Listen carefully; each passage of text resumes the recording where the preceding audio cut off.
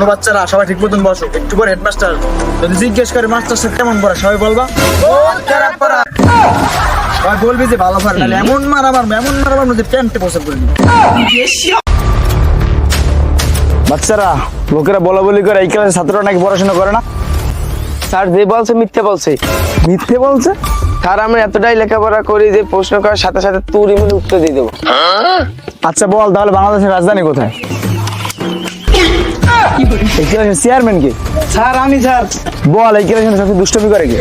Sir ওই করে sir, আজকে তো গেলে তুমি বিড়িও খাই। ছোট তুই বিড়িও খাও, তোর তো আমি কিছুই বলবো না, তুই দাঁড়া।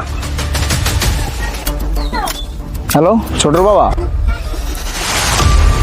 শোনেন আপনার ছেলে স্কুল আসছেও বিড়ি খায়। না না বাবা, আমি কই বিড়ি খাই।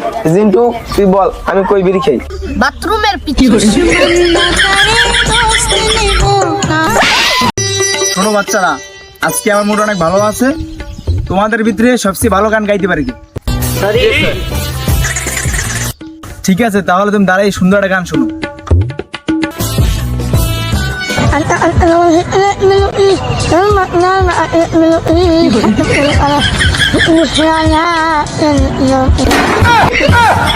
বেটা অনেক ভালো গাইছো, তুমি গাইতে থাকো, ভবিষ্যতে অনেক ভালো গায়ক হবা।